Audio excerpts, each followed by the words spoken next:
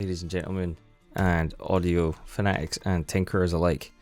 So, new exciting development in Logic 10.5. Sure, you've got all the fun, exciting stuff, the new sampler and all of the drum synth and all of that fun stuff.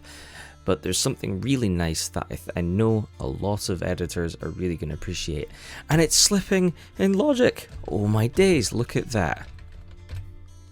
Thought you'd never see that happen, would you? So, quickly, I'm just going to explain how to get that going, because key commands aren't immediately assigned. If when you update, you carry over your existing key command preferences. I'm actually unsure about if it's actually assigned already. I'm going to assume not, based on the wording of the release notes, because all it says is commands available. And there's a bunch of key commands or commands available in Logic before that don't necessarily have stuff assigned from the get-go. So this seems to be one of those things. So I'm just going to show you really quick where that is. Key commands, edit, type in slip, and it'll come up with these. Slip right by nudge value, slip left by nudge value. So I am used to slipping in Pro Tools, where I do a lot of my hardcore editing, so I just kept them the same. So that's Control plus and Control minus on the right number pad. You can make it whatever you want, as long as it makes sense for you and you won't forget.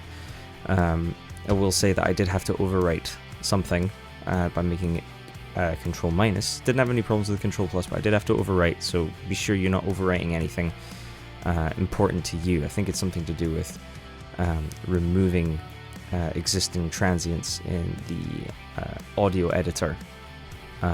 So when you're editing an audio file, you look at the editor window instead. But I never do any of that kind of thing. Slipping is way more useful and beneficial to me, so I made it that. And just like in Pro Tools, it's done by the nudge value, which you set up here. You know, if you don't see this row, just down over there, you can set this to however you want. Like 10 milliseconds or a millisecond for really fine editing. You know, if you've got a vocal and you want to chop it up and move it left and right, or by bar, or whatever. But you've seen it. Just one more time. Let's do that again.